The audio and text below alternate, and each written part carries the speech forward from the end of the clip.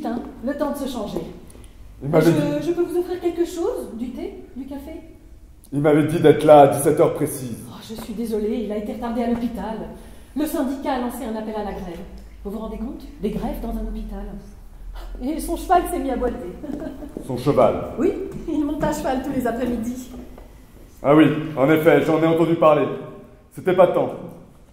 Vous êtes Madame Heinemann, je suppose. Je vous vois passer tous les jours là devant mes fenêtres. Je vous fais des petits signes amicaux, mais vous ne remarquez rien. Vous êtes toujours si préoccupé. Oui, en effet, j'ai souvent la tête ailleurs. Vous êtes aussi son infirmière, si je comprends bien. Ah oui. Nous nous sommes rencontrés à l'hôpital du Mont-Sinaï. Il était interne. Depuis, je crois qu'il passe sa vie à le regretter. En tout cas, quand vous riez, on vous entend de l'autre côté de la rue, parfois jusqu'à ma maison. Oh ben je n'y peux rien, hein. Je suis comme ça. Je suis du Minnesota. Je suis enchantée de faire enfin votre connaissance, Monsieur Goldberg. Mon nom est Gelberg, pas Goldberg. Oh, écoutez, je suis désolée, ça sonne comme Goldberg. Oui, mais c'est Gelberg. C'est un nom finlandais. Nous venons de Finlande. Ah, et nous venons de Lituanie, Kazoski. Et vous connaissez le Minnesota? Et que voulez-vous que j'aille faire au Minnesota? Bon, rien, c'est simplement qu'il y a beaucoup de Finlandais là-bas, c'est tout. Il y a des Finlandais partout. Bon. Bon, eh bien, je vais retourner à mes rosiers, hein. Écoutez, je vous souhaite d'aller mieux, quel que soit votre problème. Ça n'est pas moi. Ah bon? Ah, je vous trouvais un peu pâle. Non, c'est ma couleur naturelle. Non, c'est ma femme. Ah, je suis navrée. C'est une femme ravissante. Ce n'est pas sérieux, moi, j'espère. On vient de lui faire des analyses, j'attends les résultats. Et j'ai l'impression que le rhumatologue est perplexe. Ah bon? Bon, eh bien, j'y vais, hein?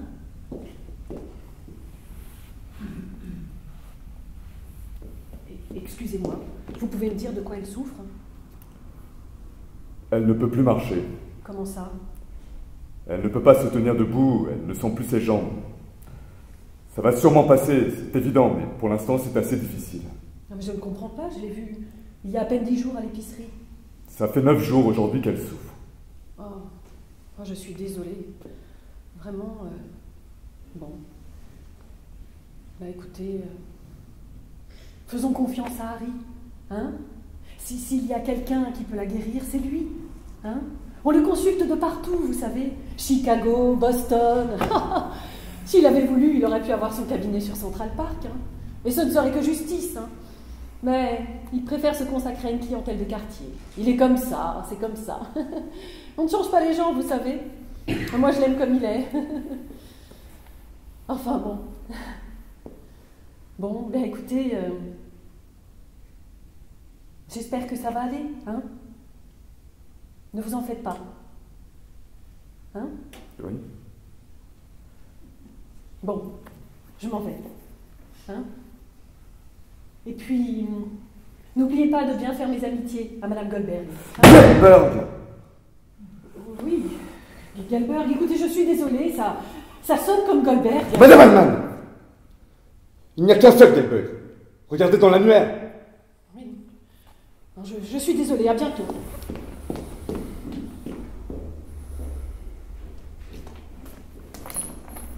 Alors? Elle a dû vous faire un brin de Cosette. Bah vous avez survécu, c'est bien. J'ai vu pire. Eh oui, les femmes sont bavardes. Mais comment vivre sans elles? Bon. C'est bien que vous soyez venu. Je voulais vous parler avant de voir votre femme demain. Vous l'avez vue ce soir ou vous êtes venu directement? Je me suis dit qu'il valait mieux passer vous voir avant de rentrer. Je l'ai eu au téléphone cet après-midi. Rien de nouveau, toujours la même chose. Elle se débrouille avec la chaise roulante? Oui, elle arrive à sortir du lit seule maintenant. Bon, bien. Votre femme est une femme courageuse, comme la mienne. J'admire ce genre de femme, du caractère, de la force morale. Bon, laissons cela. Non, vous avez raison. J'y avais jamais pensé, mais parfois elle est comme ça. Alors, le rapport du docteur Sherman. Oui, qu'est-ce qu'il dit? J'y arrive, si vous permettez.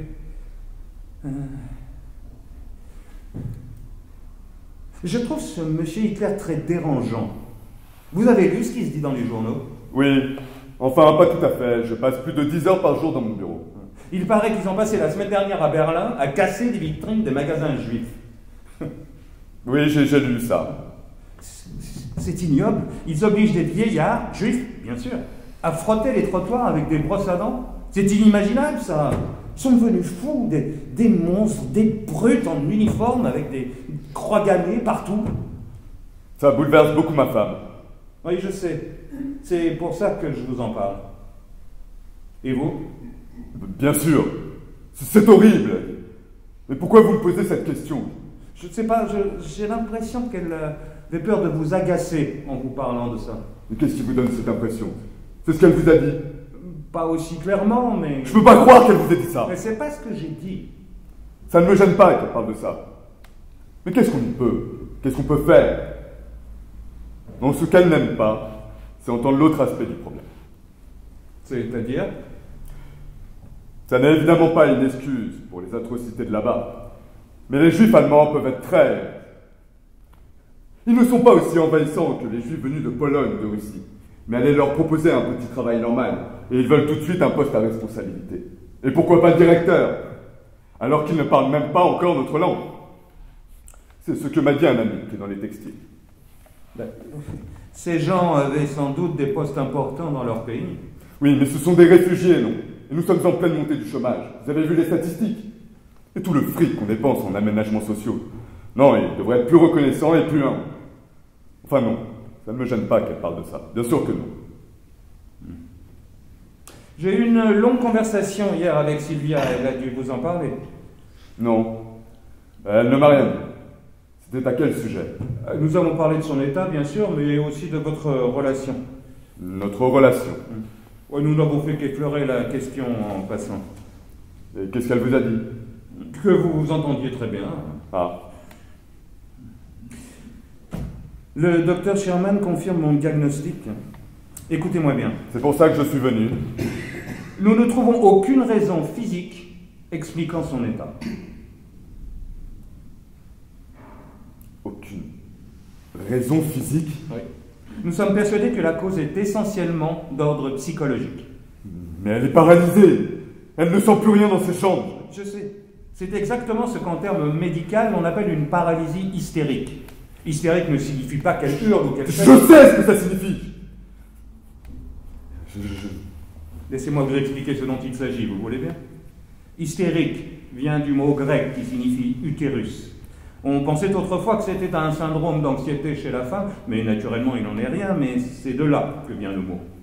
Quelqu'un qui est dans un état d'anxiété intense ou qui a très peur peut soudain s'imaginer devenir sourd ou aveugle. Et effectivement, il n'entend plus ou ne voit plus. Il y a eu beaucoup de cas de ce genre pendant la dernière guerre sous les bombardements, les éclats d'obus. Vous ne voulez pas dire qu'elle devient folle? Allons au fond des choses, Philippe. Si je veux pouvoir vous aider, je vais devoir vous poser des questions très personnelles. Ça peut être un peu embarrassant pour vous, mais étant donné que je connais assez peu Sylvia, vous, sa famille, j'ai besoin d'en savoir plus. Vous êtes dans l'immobilier, je crois. Oui, je suis chef du département hypothèque chez Brooklyn Crédit. C'est ce qu'elle m'avait dit. Nous sommes un des plus grands établissements de crédit. Bien, laissez-moi vous expliquer comment je compte procéder. Je voudrais, dans la mesure du possible, lui éviter toutes ces démarches psychanalytiques qui risqueraient de l'affoler plus qu'autre chose. Je pense que dans son cas, on irait plus vite et plus loin, avec un peu de bon sens, de chaleur humaine. Donc laissons tomber cette histoire d'hystérie et voyons les faits.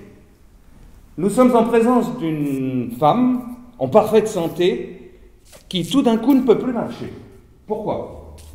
Je vous l'ai dit, ça peut être un peu gênant pour vous. Non, vous ne me gênez pas du tout.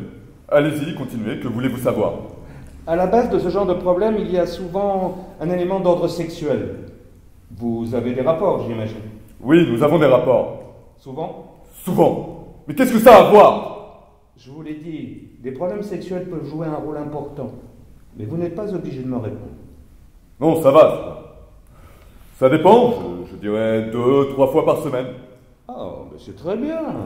Et elle est satisfaite? Mais elle a l'air, oui. Non, pardon, c'est une question idiote. Oublions. Pourquoi? Elle vous a dit quelque chose à ce sujet? Non, non, elle ne m'a rien dit, c'est une idée qui m'est venue plus tard. Bon, je ne suis pas Rudolph Valentino. Ah, ben, lui non plus, à ce qui paraît. Dites-moi, en ce qui concerne Sylvia, avant qu'elle ne s'effondre, est-ce qu'il s'est passé quelque chose de particulier, d'imprévu? Je vais vous dire. Avec le recul, je me suis demandé, moi, si en voyant toutes ces photos au sujet des nazis et tout ça, dans les journaux, elle n'avait pas commencé à se sentir menacée. Je sais pas, moi. Elle avait une drôle de façon de les regarder, comme si elle faisait une fixation. Et elle était très, très en colère. Contre vous? Enfin, non, en général. Et je pense, moi, que ce n'est pas bien de publier toutes ces photos. Pourquoi? Bah, elle, ça l'a terrifiée, et ça lui a fait du mal. Et puis ça se passe à des milliers de kilomètres, donc on n'y peut rien. Et puis ça peut même donner des idées à toute la racaille antisémite de New York. Comment s'est-elle effondrée exactement? Vous deviez aller au cinéma, c'est ça? Oui. Ça s'est passé en bas de l'escalier, juste devant la maison. Je suis désolé. Ses jambes sont devenues comme du coton. J'essayais de la soutenir, mais elle tombait comme une poupée de chiffon. J'ai dû la porter jusqu'à la maison. Elle n'arrêtait pas de demander pardon. Je peux pas.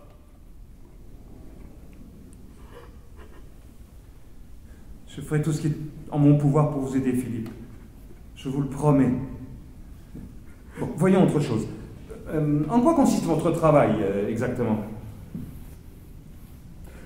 J'évalue les biens immobiliers et la solvabilité des clients. Savoir si on peut leur accorder une hypothèque. Oui, l'importance du montant accordé et les conditions de remboursement. Mais je peux pas croire que ce soit une maladie mentale. Philippe, c'est inconscient. C'est comme... tenez, par exemple, votre habitude de vous habiller tout en noir. Vous pouvez me dire quelle en est la raison? Je m'habille comme ça depuis la fin de mes études. Sans aucune raison spéciale? Non, j'aime bien. Eh bien, pour elle, c'est un peu pareil. Elle ne sait pas pourquoi elle fait telle ou telle chose. Mais il y a quelque chose au fond de son cerveau qui la pousse à le faire. Vous n'êtes pas d'accord? Je ne sais pas. Vous pensez qu'elle en est consciente, qu'elle le fait exprès? J'ai toujours aimé le noir pour des raisons professionnelles. Ça vous donne de l'autorité, c'est ça? Pas forcément. Je voulais simplement paraître plus âgé. J'ai fini l'école très tôt, je suis entré à la firme à 22 ans. Mais je savais ce que je faisais. Donc vous pensez qu'elle le fait exprès? Mais elle est paralysée. Et je pense pas qu'elle puisse faire exprès. Est-ce que vous avez une idée de ce qui peut pousser votre femme à se faire tout ce mal? Je vous ai dit, je ne vois pas. Aucun indice quelconque? Je vous ai dit, je n'en sais rien. Je vais vous dire quelque chose qui m'a paru très bizarre en parlant avec elle. J'ai l'impression qu'elle ne se sent pas malheureuse de son état. Voilà. C'est un peu ce que je disais. C'est exactement ça. Comme si, d'un certain côté, elle y prenait du plaisir. Mais comment est-ce possible? Enfin, je veux dire, si c'est le cas. Bien sûr, elle n'arrête pas de demander pardon pour toutes les complications que ça amène. Pour tout ce que je dois faire, moi, maintenant. Changer les draps, les courses, le boucher, les courses, encore.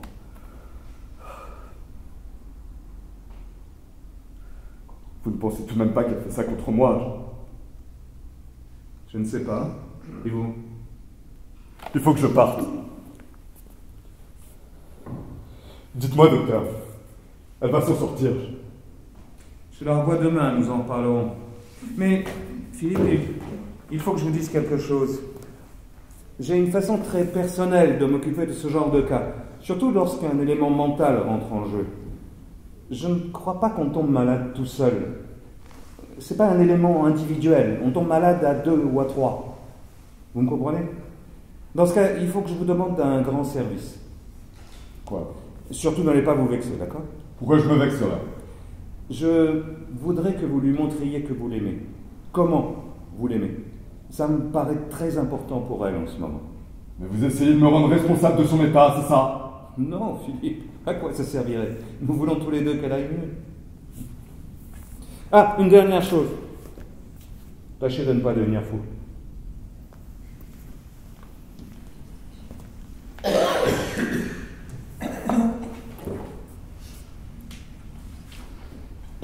Non mais quel con prétentieux. Et dictateur en plus. Tu sais quoi, je me souviens de lui à l'enterrement de grand-mère. Il était là et c'est lui qui disait qui devait monter avec qui, dans quelle voiture pour aller au cimetière. Et les gens obéissaient comme si c'était sa famille. Tu as trouvé ce qui passe au cinéma? Oui, un Fred Astaire, Ginger Rogers. Et au Rialto, un film Mike Cagney, un polar évidemment. Je commence à être bien embarrassé avec cette histoire Gelburn. Je me demande si j'ai bien fait d'entrer là-dedans.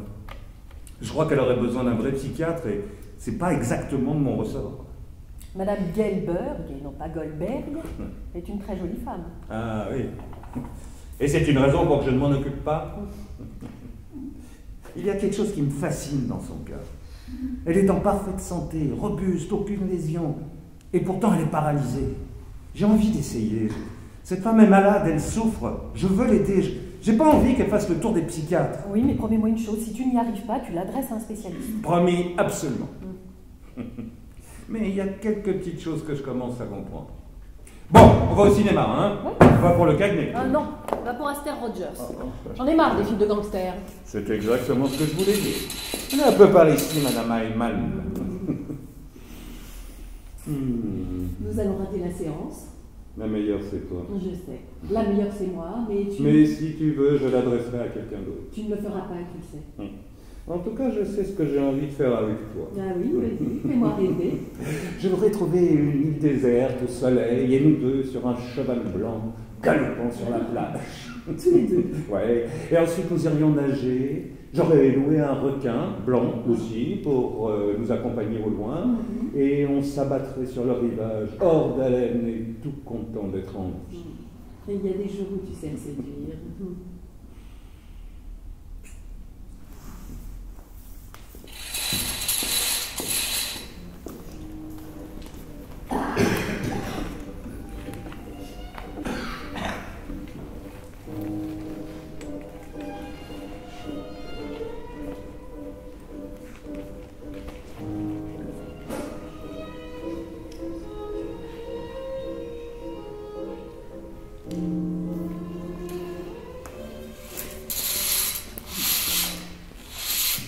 J'achète quoi alors? Des steaks ou du poulet? Oh, si je faisais des côtes d'agneau, ça changerait un peu. Oh, ne te dérange pas, Philippe aime bien faire les courses. Ça me dérange pas, j'y vais de toute façon. Et puis, il a autre chose à faire, le pauvre. Bon, prends-lui des côtelettes.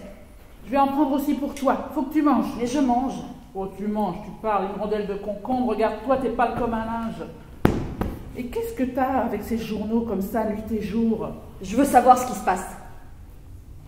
Et ce médecin-là qui te soigne, tu ferais pas mieux de consulter un spécialiste? Il a amené un spécialiste de l'hôpital il y a 2 jours, le docteur Sherman. Et qu'est-ce qu'il a dit? Il attend le résultat des analyses. Et puis j'aime bien le docteur Ayman. Personne dans la famille n'a jamais eu un truc pareil. Tu sens quand même quelque chose? Oui, mais à l'intérieur, pas au niveau de la peau.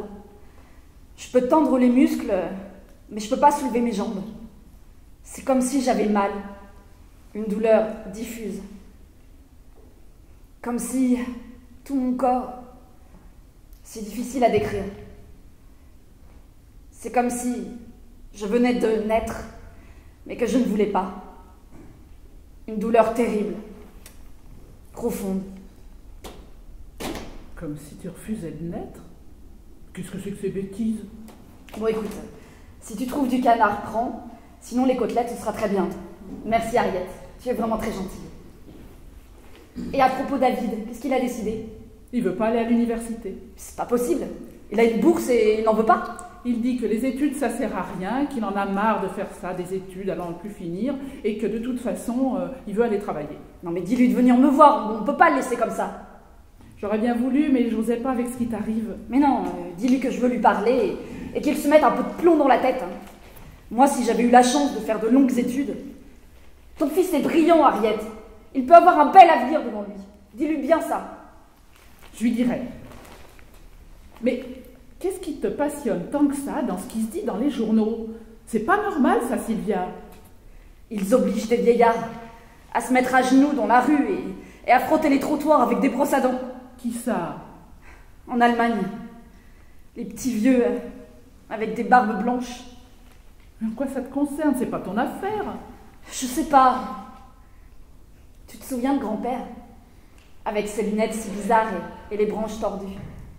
Il y a un de ces vieux dans le journal qui lui ressemble comme 2 gouttes d'eau. Et j'arrive pas à m'enlever de la tête. Des petits vieux à genoux, au bord du trottoir, et autour d'eux une quinzaine de personnes qui la regardent frotter et qui se moquent d'eux. Il y avait des jeunes aussi, avec le col des manteaux relevés. Ce qui veut probablement dire qu'il faisait très froid. Mais pourquoi ils faisaient ça? C'est absurde. Pour les humilier, pour les dégrader. Oh. Oh, c'est tout ce que tu trouves à dire? Mais comment est-ce que tu peux être aussi... Oh, je t'en prie, Harriet, sois gentille, va-t'en. Laisse-moi.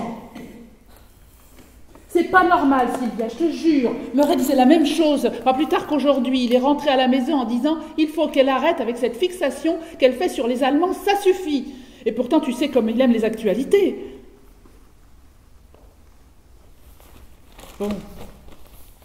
Bon, bah je vais voir, hein, pour le canard. Tu n'as besoin de rien d'autre? Non, merci. Allez, au revoir.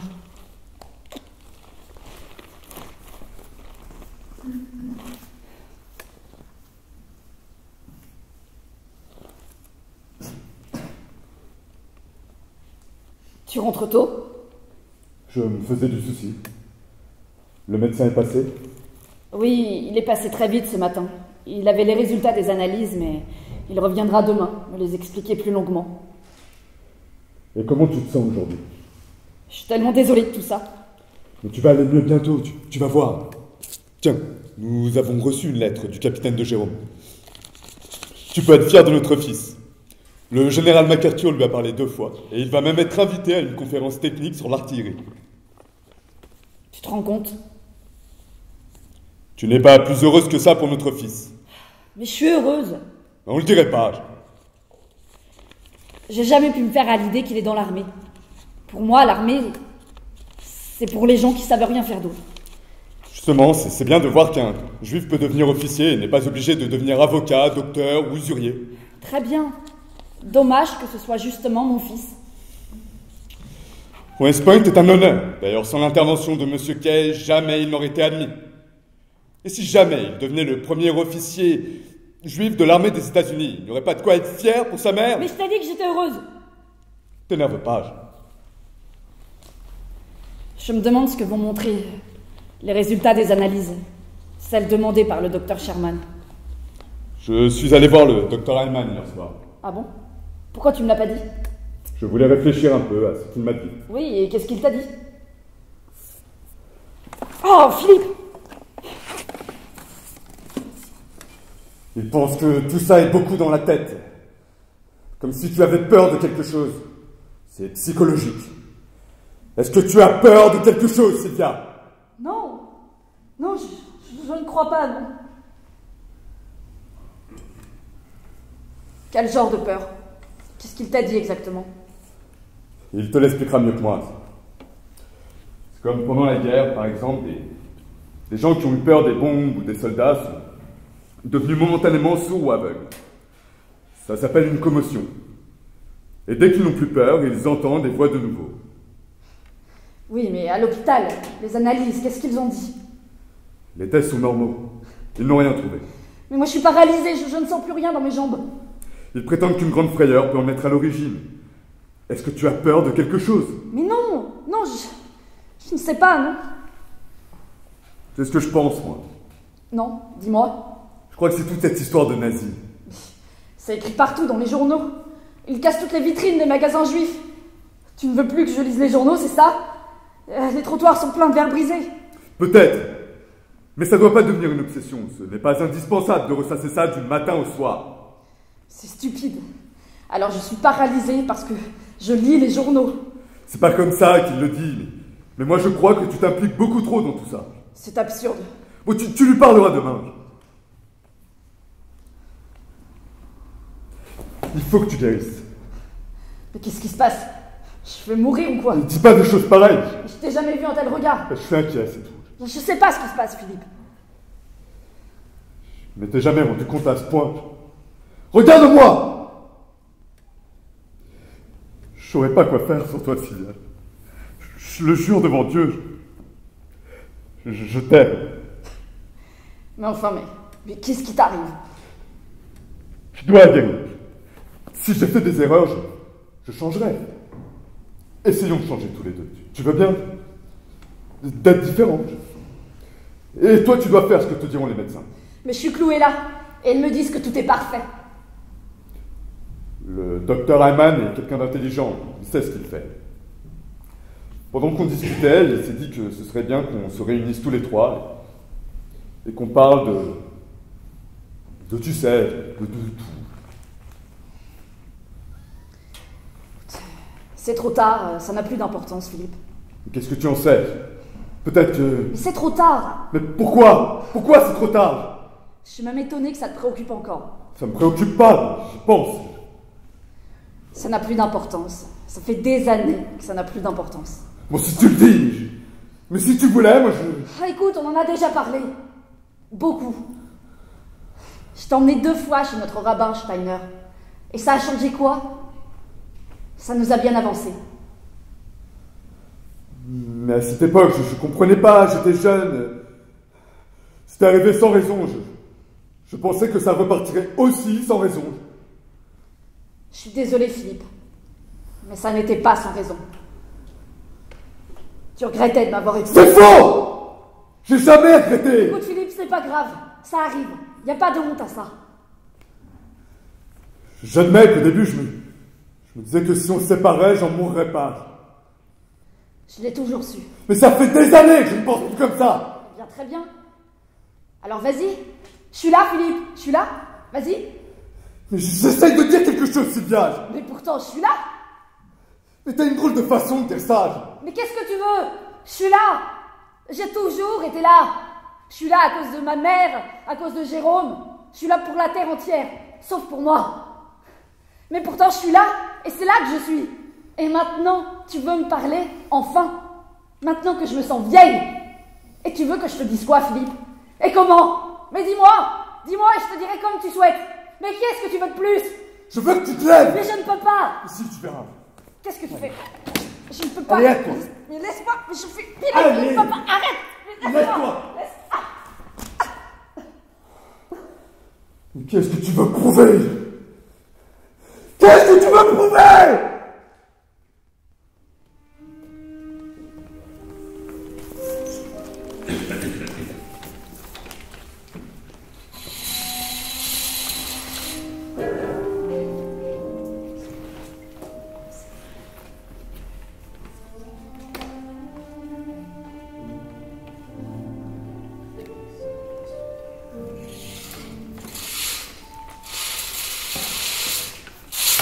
Pauvre petite sœur, ils ont tout pour être heureux.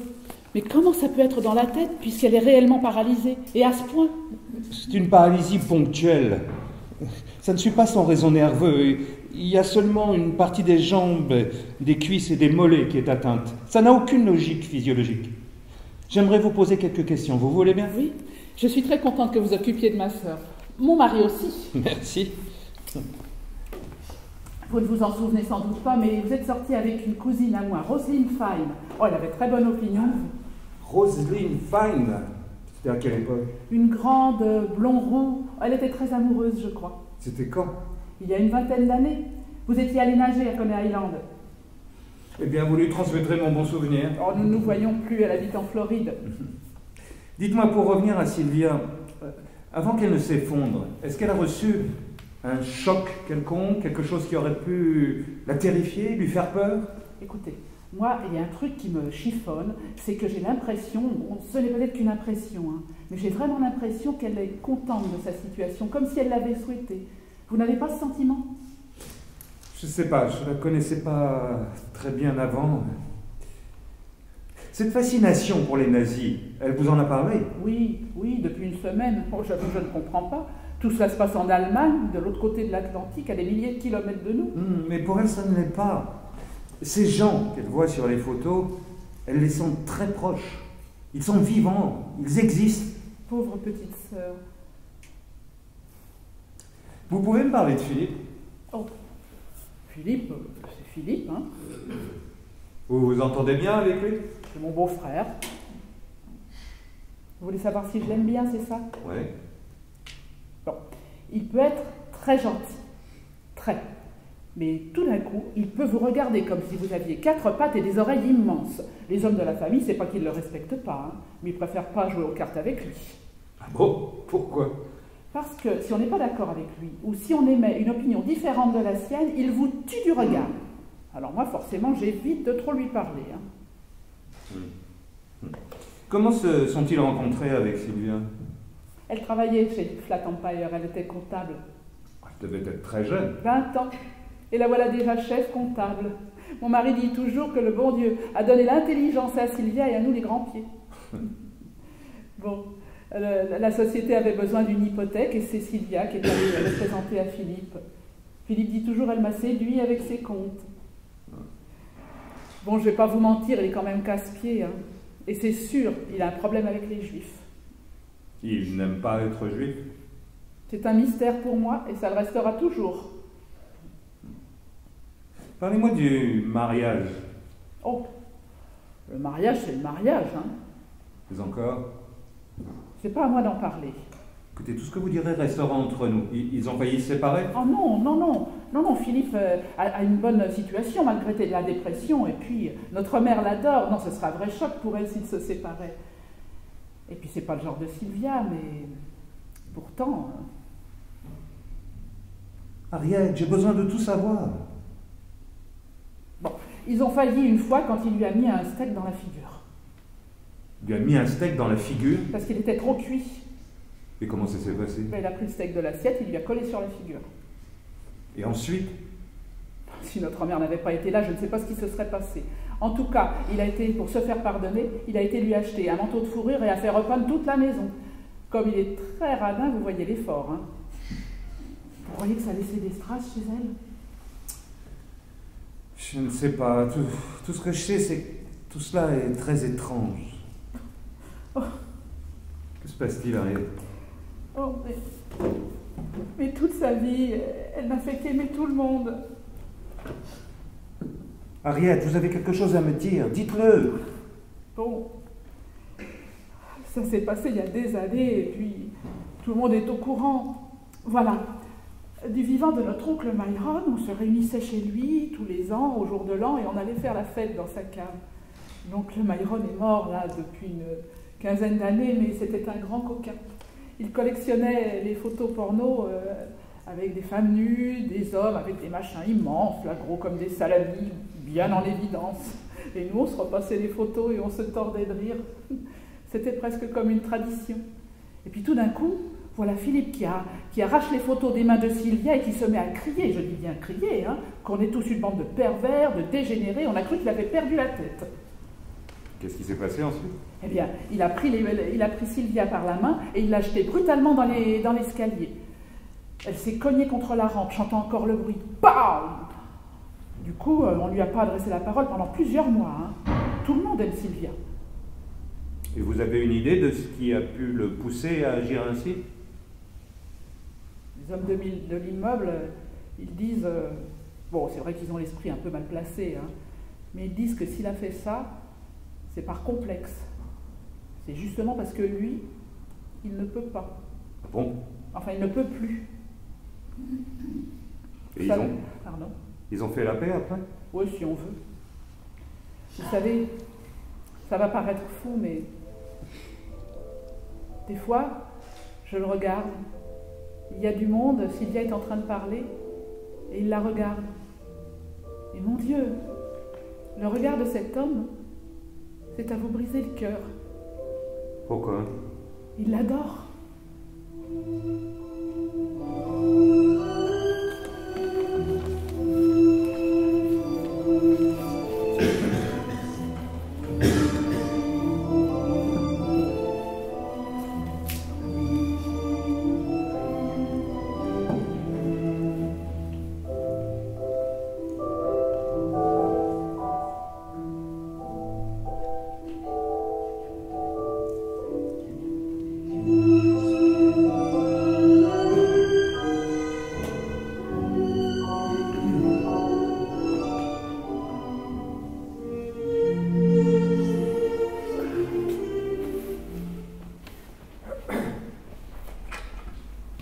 Ah bien, vous êtes de retour. J'allais partir. Désolé, j'ai été pris dans les embouteillages. Je voulais vous parler de l'immeuble du 611. Je dois lever l'angle dans 1 heure. Temps idéal. Vous avez l'air fatigué, tout va bien? Tout va bien, merci. Bon, dites-moi, ça en est où avec le 611? Je vous dis tout de suite, le prix me convient. Le prix est convenable, en effet, mais je suis passé devant à nouveau, et vraiment, je pense qu'avec quelques améliorations, ça fera une très belle annexe du club barbare. C'est un beau bâtiment, c'est vrai. Mais j'aimerais faire quelques remarques, si vous avez encore un moment. Oui, allez-y, asseyez-vous un instant. Avant que je n'oublie, nous avons reçu une lettre de Jérôme, notre fils. Ah oui, et comment va-t-il? On lui demande de participer à une conférence technique sur l'artillerie. Ah bien, il a donc l'intention de faire carrière dans l'armée? Absolument. C'est bien. C'est même surprenant de la part d'un des vôtres. Je pensais qu'il voulait simplement suivre la Non, formation. c'est sa vie. Et monsieur Cage, je ne sais comment vous remercier assez. Mais ce n'était rien. Et c'est bien que des vôtres entrent à West Point. Ça créera une émulation. Bon, revenons donc au 611. Vous vous souvenez, nous avons fait appel, pour quelques-uns de nos immeubles, à une société d'entretien, ABC Construction. Non, je ne m'en souviens pas, mais que vient faire la société ABC dans cette histoire? Ils ont leur siège près de Broadway, pas loin de Wanamaker's. Et j'ai eu l'idée d'aller demander à Liefreud si ABC avait déjà effectué quelques travaux d'entretien pour eux. J'achète mes chemises chez Wanamaker's, et la dernière fois, j'ai failli tomber. Je me suis pris la chaussure dans une latte du parquet absolument décollée. C'est pas étonnant, c'est un très vieux magasin. Oui, mais qui a une très grande réputation, et j'étais très étonné qu'on puisse laisser un plancher dans un tel état. Alors je me suis mis à penser... Ah, pensez quoi? Justement. Le 611 n'est pas loin de Wanamaker's, et Wanamaker's est le plus grand magasin du quartier, sorte d'attraction de ce quartier. Et c'est bien ABC qui s'occupe de leur entretien. Et voilà ce que m'a dit Liefreud. Que ABC avait dû les dépanner concernant leur ancienne chaudière, car ils ont annulé la commande de chaudière neuve juste avant Noël. Et alors? Cela peut vouloir dire 2 choses. Ou ils vont liquider, ou ils vont partir. Wanamaker's? C'est tout à fait possible. La famille est en voie d'extinction, et si Wanamaker's disparaît, tout le quartier en sera dévalué. J'ai aussi appelé Kevin Sullivan, qui m'a dit avoir renoncé, il ne sait plus pourquoi. Et conclusion?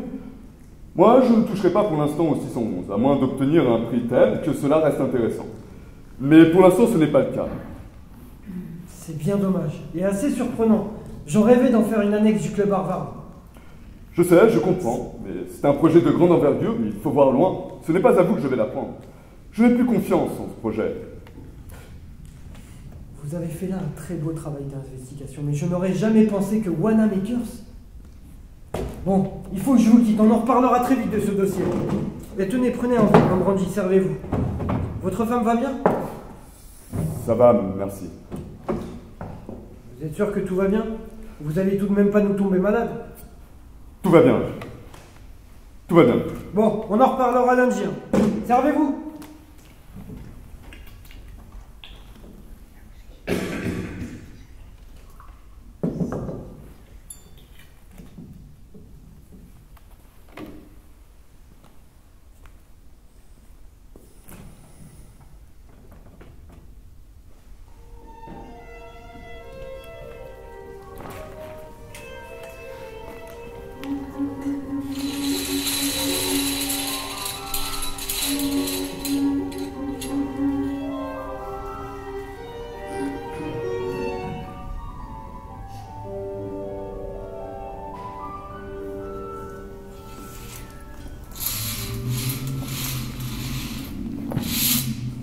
Bonjour, docteur. J'ai pas sonné. Je vous ai pas fait peur, au moins. J'espérais vous trouver en train de sauter à la corde. Vous savez ce que je pense? Tout ça, c'est pour éviter les corvées du ménage. C'est pas très gentil de vous moquer de moi. Bon, vous avez fait les exercices? Non, je n'y arrive pas. Non, il le faut, Sylvia. Vous risquez de rester paralysé pour toujours si vous ne réagissez pas. Bon, voyons un peu.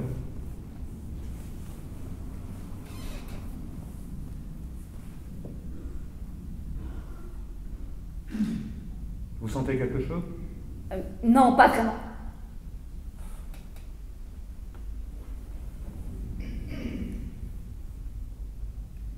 Et là? Il faut que vous bougiez, Sylvia, il faut faire un effort. Vous voyez, votre peau est devenue froide. Vous allez perdre petit à petit toute votre tonicité musculaire. Je sais. Franchement, vous savez, je commence à me demander si vous ne vous sentez pas confortable dans votre état d'infirme. C'est faux. J'essaie tout le temps de bouger. Je vous crois pas. Regardez, il est 11h du matin et vous êtes là, dans votre lit comme si c'était le milieu de la nuit. Qu'est-ce que ça veut dire, ça? Mais je vous jure que j'essaie. Est-ce que c'est pas plutôt un virus quelconque? Non, rien de tout cela.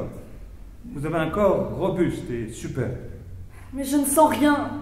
Qu'est-ce que je peux y faire? Sylvia, il va falloir que je vous adresse à un autre médecin. Je ne veux pas changer de médecin. Sylvia, vous êtes une femme très séduisante, vous le savez, n'est-ce pas? Il y a longtemps que je n'avais pas été aussi ému par une femme. Je ne veux pas changer de médecin. Alors dites-moi la vérité. Comment c'est arrivé tout ça? Mais je ne sais pas. Sylvia, je vais être franc avec vous. Je pensais que votre cas serait plus simple et je dois avouer que je me suis trompé. Je tiens trop à vous pour jouer avec votre santé. Ma vanité en prend un coup, je le confesse. Mais je me trouve devant un problème.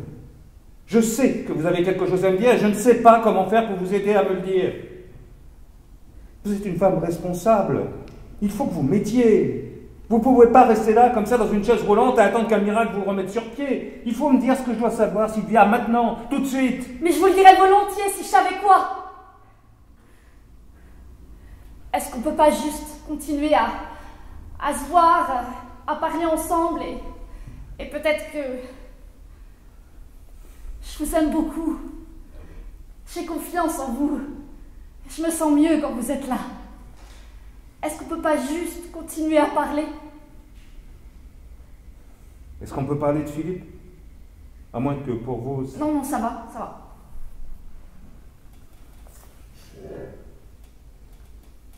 Est-ce que quelque chose vous fait peur, Sylvia, en ce moment? Non. Enfin, oui. Avez-vous lu ce livre? Est-ce que Philippe est votre premier amour? Le premier sérieux, oui. C'est quelqu'un de bien. C'est vrai. Il est intéressant. Intéressant? Est-ce que vous avez des sujets qui vous intéressent tous les deux, dont vous pouvez discuter? Son travail, surtout. J'étais chef comptable chez Flat Empire quand nous nous sommes rencontrés. Et il n'a pas voulu que vous continuiez à travailler? Non. Vous deviez être une femme d'affaires remarquable. J'adorais mon travail. J'ai toujours aimé, comment dire, que les gens dépendent de moi. Je vois. Sylvia, est-ce que je vous fais peur en vous questionnant ainsi? Un peu, oui. Mais j'aimerais que vous continuiez.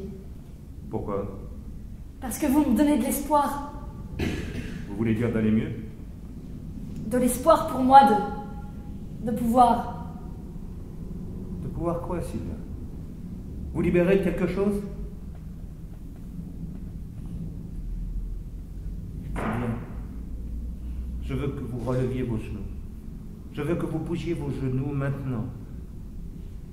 Je ne peux pas. Mais si vous le pouvez, faites-le pour moi.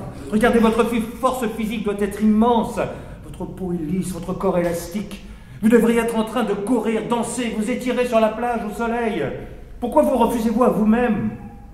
Je commence à vous connaître mieux que vous ne le pensez, Sylvia. Pourquoi refusez-vous de vous ouvrir à moi?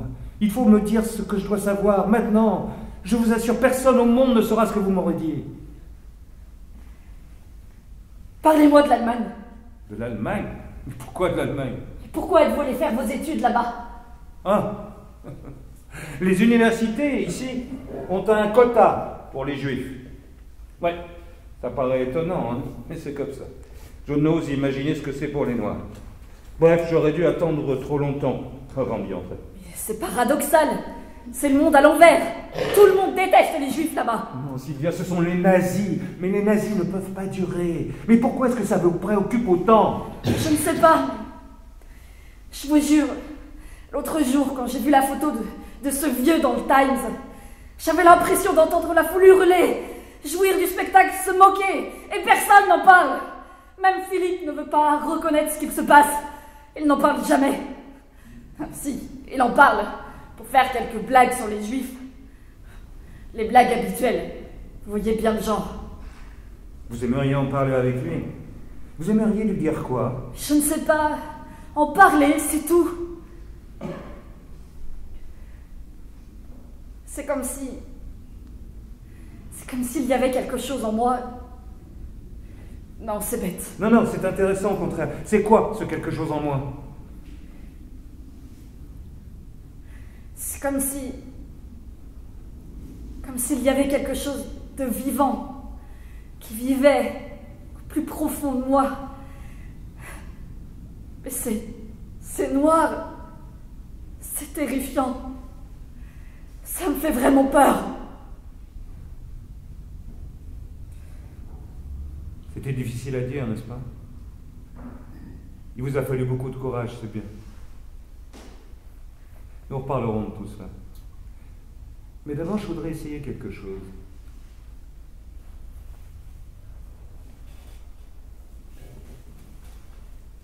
Imaginez que nous sommes deux amants.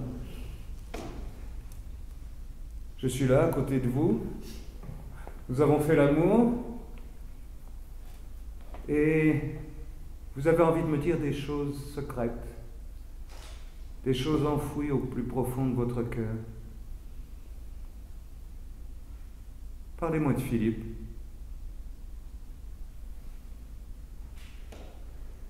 Repensez à tout cela, vous voulez bien? Je repasserai vous voir demain. Nous en reparlerons. D'accord?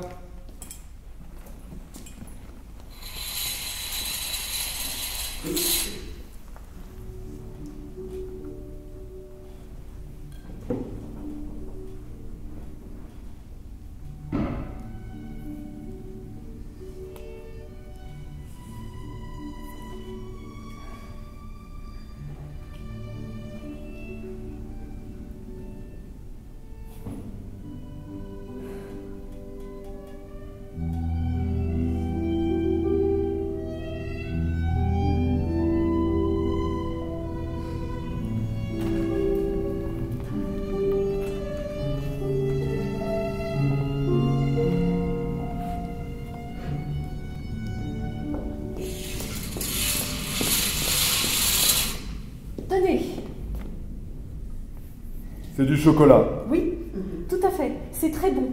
J'en bois beaucoup. C'est plein de magnésium. Vous avez maigri, non? Peut-être un peu, oui. Dites-moi, vous soupirez souvent comme ça? Je soupire. Oui, c'est sans doute pas conscient, hein, mais ce serait bien qu'Harry ausculte votre cœur. Bon, ce n'est pas la peine. Je vais très bien, je crois. Je suppose que j'ai toujours soupiré comme ça. Est-ce que c'est signe de quelque chose? Non, non, pas nécessairement, mais parlez-en quand même avec Harry. Il ne va pas tarder, c'est son dernier patient de la journée. Hein? Aucun changement pour Sylvia? Non, toujours la même chose. Excusez-moi, mais je ne peux pas boire ça. Ah bon? Bon. Est-ce que vous mangez bien au moins? Madame Hellman, je suis venu pour parler avec lui. Monsieur Gelberg, j'essayais simplement de vous aider, c'est tout. Excusez-moi. J'ai des soucis, je ne voulais pas. Oh, excusez ma femme, ça part d'un bon sentiment. Elle est toujours prête à aider tout le monde. Elle a d'ailleurs un très bon sens du diagnostic. Intuition féminine, sans doute. Je vous prie de m'excuser, mais ce n'est pas pour la consulter elle que je viens ici. Philippe, détendez-vous. C'est pas dramatique. Comment va Sylvia?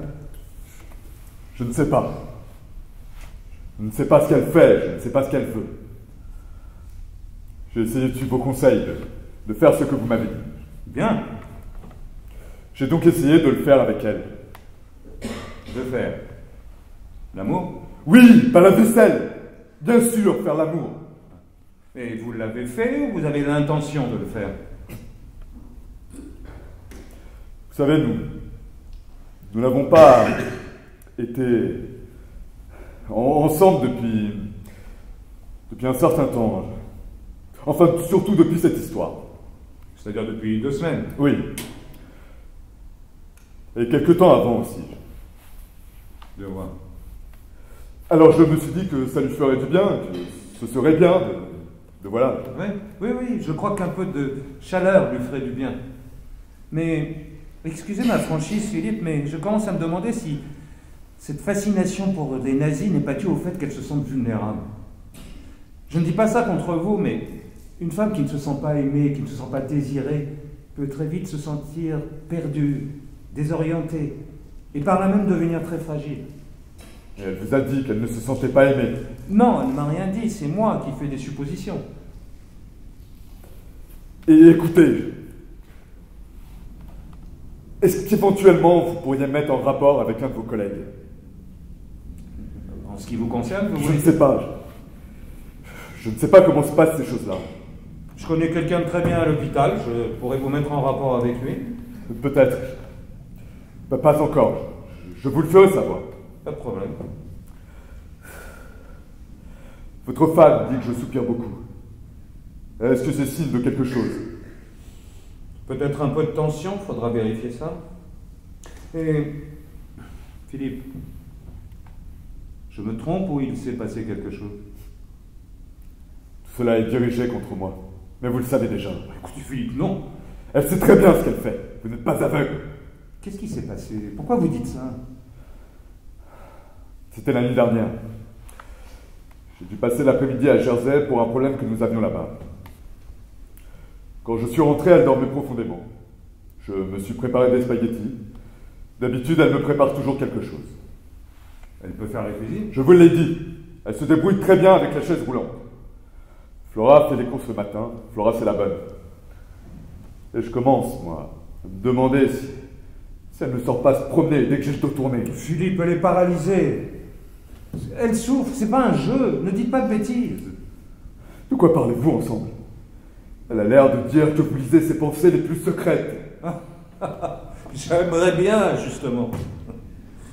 Non, nous parlons de comment améliorer son état, lui redonner de la force dans les jambes. Rien de tout cela n'est dirigé contre vous, Philippe.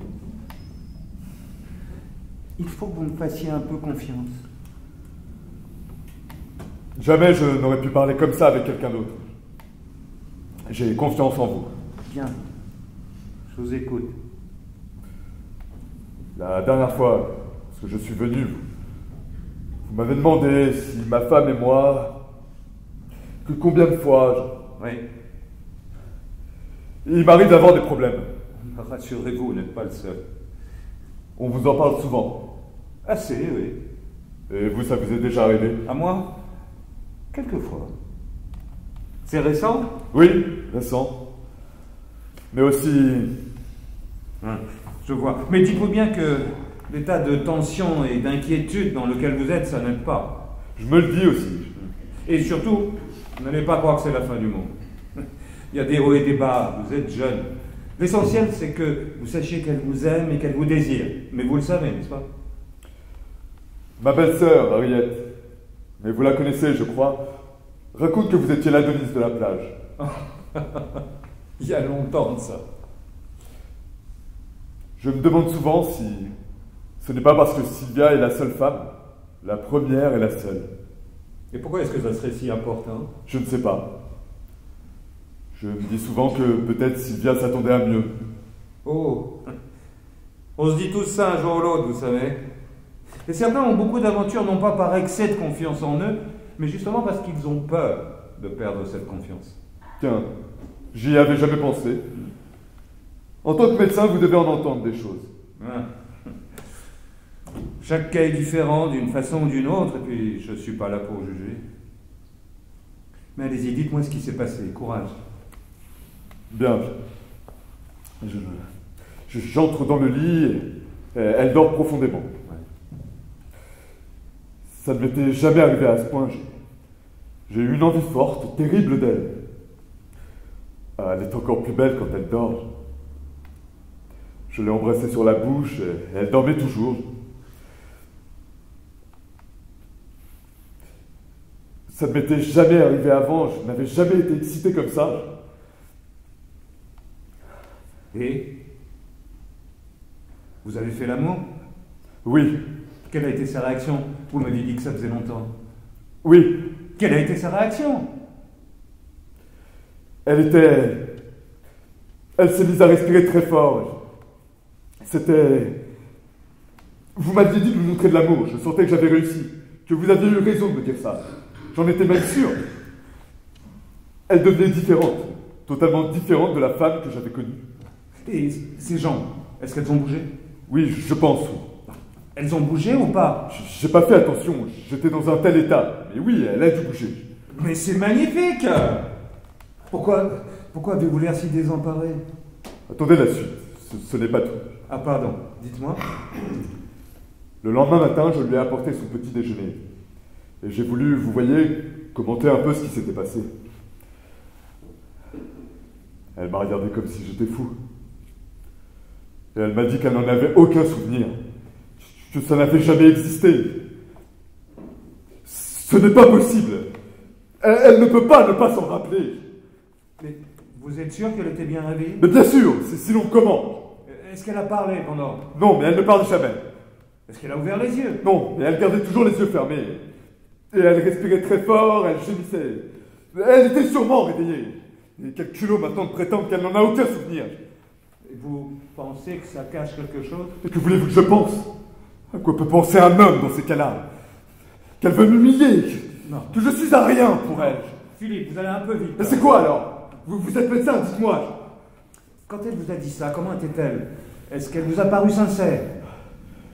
Elle avait l'air de se demander si j'étais pas devenu un martien. Et puis elle m'a dit quelque chose de terrible. J'ai du mal à m'en remettre. Qu'est-ce qu'elle a dit? Que j'avais imaginé tout ça. Que j'avais tout inventé. Mais est-ce qu'un homme normal peut inventer une chose pareille? Écoutez Philippe, voilà ce que je vais faire. Je vais la revoir demain pour essayer de comprendre ce qui se passe.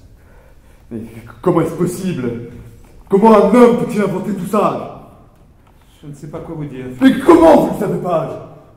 Vous savez bien que c'est impossible. Ne jouez pas avec moi. Philippe, ne m'agressez pas, j'essaye de vous aider. Et très franchement, j'ai du mal à vous suivre. Est-ce que vous êtes sûr, au fond de vous-même, que vous avez fait l'amour avec elle? Vous osez-vous me poser une telle question? Est-ce que je serais là si vous n'étiez pas si sûr? À quoi vous jouez?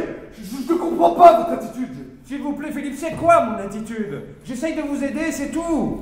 Je crois que je vais vomir. Philippe, qu'est-ce qui s'est passé d'autre? Est-ce qu'elle a dit quelque chose me concernant? Concernant? Qu'est-ce que vous insinuez là? Qu'est-ce que ça aurait pu me dire? Alors pourquoi vous en prenez-vous à moi à ce point? Mais pour tout ce que vous faites, oui. Elle essaye de me détruire, et vous êtes là assis à poser des questions stupides. C'est ça, le docteur. Tout ce que vous faites, c'est de dire je n'y comprends rien, un jour c'est ceci, un jour c'est cela. Une chose est sûre, je ne veux plus que vous la voyez. Ça, je crois que c'est à elle d'en décider. Non, c'est à moi de décider. C'est moi qui décide, et j'ai décidé.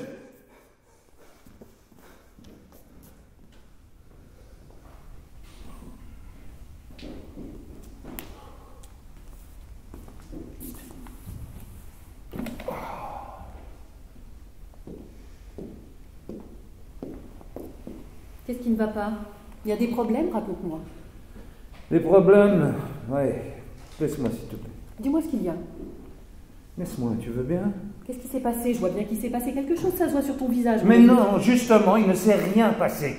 Pourquoi veux-tu absolument qu'il se passe quelque chose? Non, parce que je te connais un peu. Toi et les femmes. Une femme te dit que la Terre est plate et pendant 5 minutes, tu sais plus où tu en es.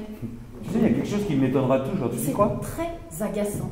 Tu as un faible pour les femmes. Il te faut un cul neuf à intervalles réguliers. Qu'est-ce que tu racontes? Ça fait au moins 10 ans qu'il n'y a personne. Et tu le sais parfaitement. Alors, qu'est-ce qui t'étonnera toujours? Que je puisse prendre au sérieux ta jalousie. Quelle horreur du mensonge, mon ami. Alors, dis-moi de quoi il s'agit. Je commence à être fatigué de cette histoire de Gelber. Elle est examinée par Charlie Whitman. Elle a peur des psychiatres. Elle a peur qu'on la déclare folle. C'est un peu le cas, non? Non, justement, ça ne l'est pas. Ah oui. Paralyser des 2 jambes pour quelque chose qui se passe à l'autre bout du monde, c'est normal, ça. Pour elle, ce n'est pas à l'autre bout du monde, c'est la porte à côté. Cette femme sait quelque chose. C'est comme si elle était connectée à une sorte de câble qui fait le tour du monde, à une vérité à laquelle nous sommes tous aveugles. Il est grand temps qu'elle soit vue par quelqu'un d'un peu plus neutre, Harry. Tu es trop bouleversé par cette femme. Absolument pas. Tu veux croire que Sylvia Gelberg est paralysée à cause de ces nazis? Mais c'est pas de l'hystérie, ça! Écoute, appelle ça comme tu voudras, mais... Cette femme pressent quelque chose. Je sais pas ce que c'est. Elle non plus, sans doute. Mais c'est quelque chose de réel. Ça, j'en suis sûr.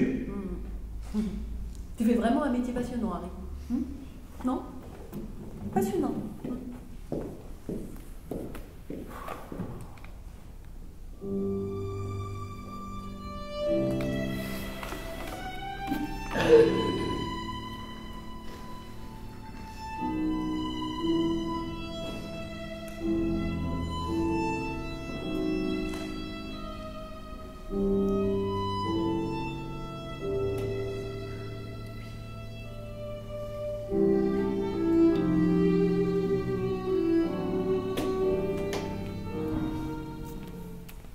Excusez-moi.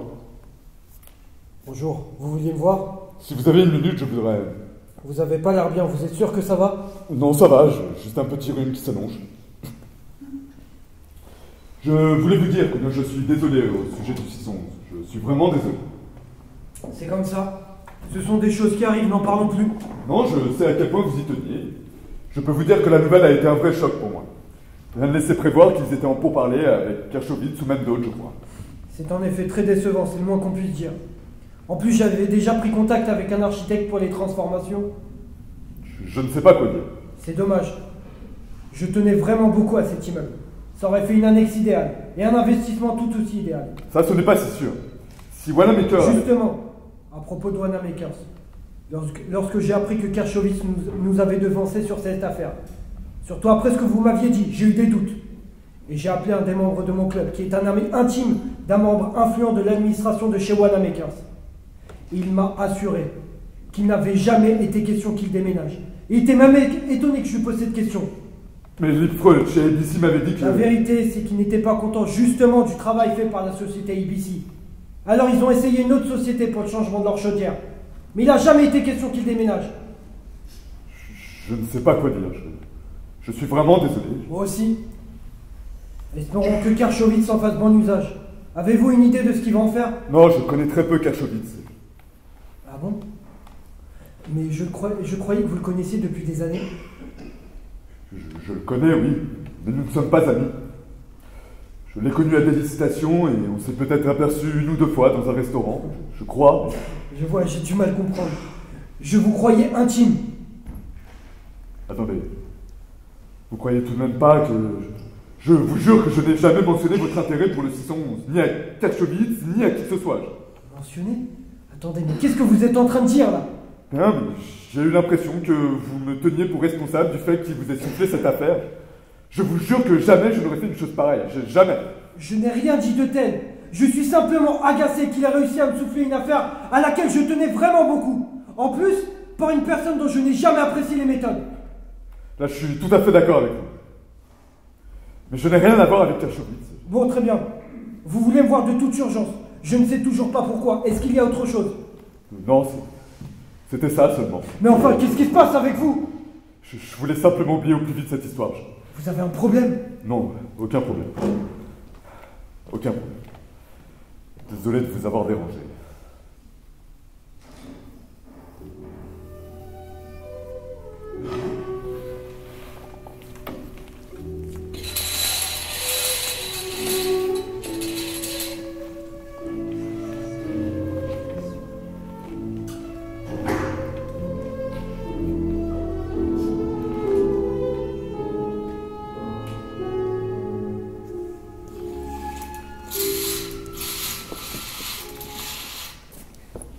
C'est bien que vous soyez venus. Vous êtes prête? J'ai des choses à vous dire. Philippe est parti à Jersey pour une réunion. Eh ben, ça tombe bien, parce que c'est avec vous que je veux parler. Il y a là-bas une usine qui appartient à sa société. Et... Sylvia, détendez-vous, il n'y a aucune raison d'être nerveuse. J'ai mal au dos. Vous voudriez bien m'aider à me remettre au lit, s'il vous plaît? Bien sûr.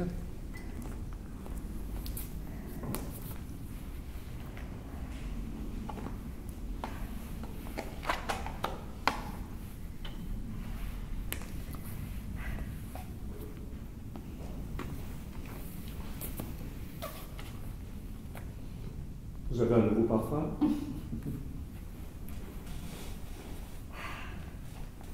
Je suis tellement contente que vous soyez venus.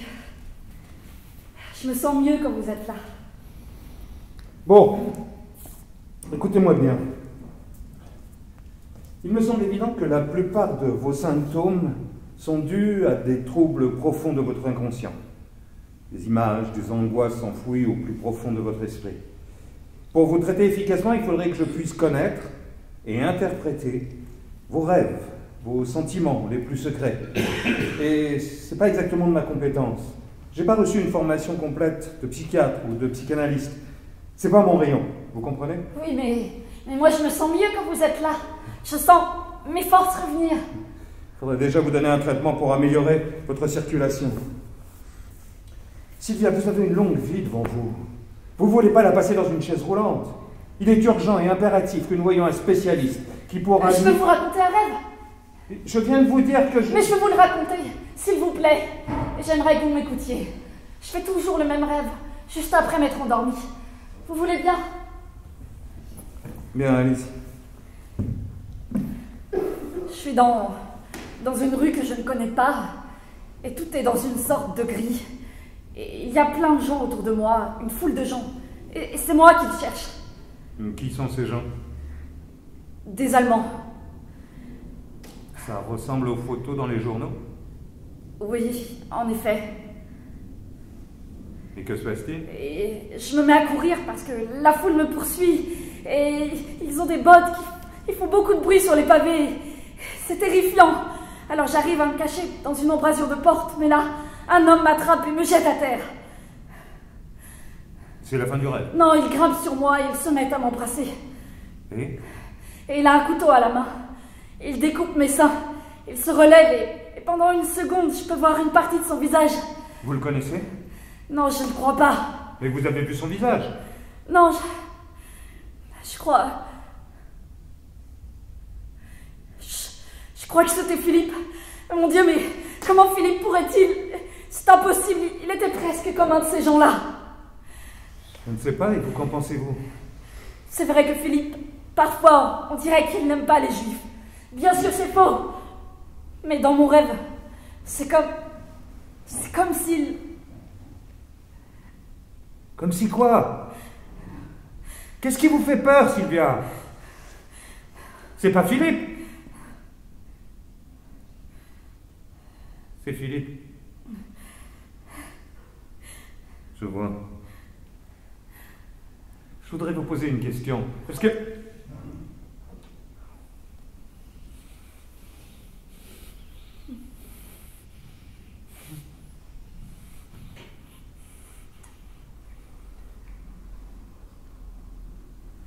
Oh Dieu, excusez-moi, je suis désolée, je Non, n'ai pas pu m'en empêcher. C'est ma faute. Je vous en supplie, aidez-moi. J'essaye, Sylvia, j'essaye de toutes mes forces. Mais je sais bien, mais je me sens tellement ridicule. Non, Sylvia, vous n'êtes pas ridicule. Vous êtes malheureuse, pas ridicule.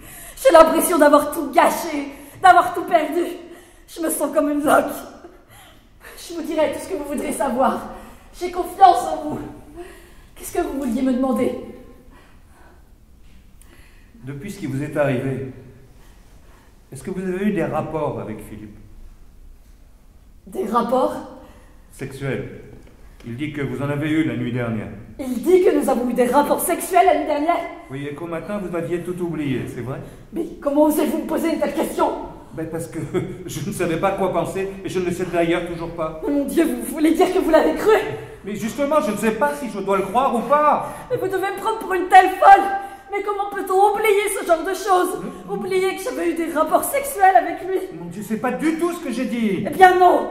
Nous n'avons pas eu de rapports sexuels depuis presque la naissance de Jérôme.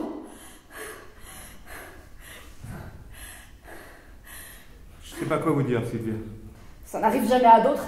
À aucun autre de vos patients? Si, bien sûr, mais jamais aussi jeune que vous. Vous seriez étonné si vous... Mais pourquoi? Il y avait une autre femme? Mais non! Alors quoi? Qu'est-ce qui s'est passé? Je ne sais pas.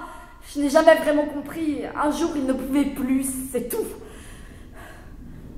Vous me croyez, n'est-ce pas? Oui, je vous crois, mais quel besoin avait-il d'inventer toute cette histoire? Bien justement, je me demande, est-ce que vous ne pensez pas qu'il essayait de me faire croire que j'étais devenue folle? Non, non, non, non. Enlevez-vous ça de l'esprit. Comment ça a commencé tout ça? Est-ce qu'il y a une raison précise? Je ne sais pas. Peut-être. Peut-être que c'était de ma faute. Je crois que j'ai commis une erreur terrible. Mais j'étais si jeune et il ne m'avait plus touchée depuis presque un mois. Je pouvais pas imaginer que ça allait le vexer à ce point-là. Moi, j'imaginais qu'un homme, c'était quelqu'un de fort et d'invulnérable. Qu'est-ce qui s'est passé?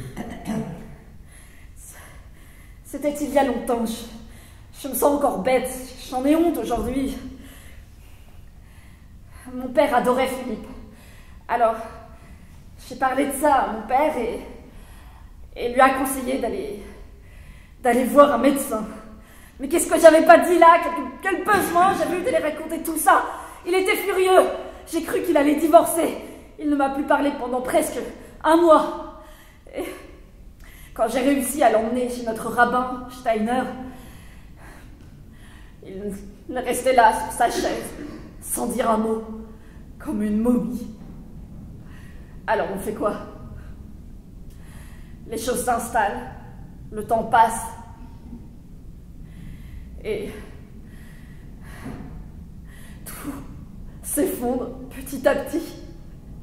Et vous abandonnez. Tout se referme sur vous comme un tombeau.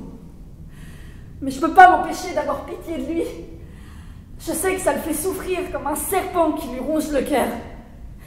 C'est pas qu'il ne m'aime pas. Je sais bien qu'il m'aime. À moins que... Il dit que vous êtes toute sa vie. Il dit ça? Ouais. Toute sa vie? Pauvre Philippe.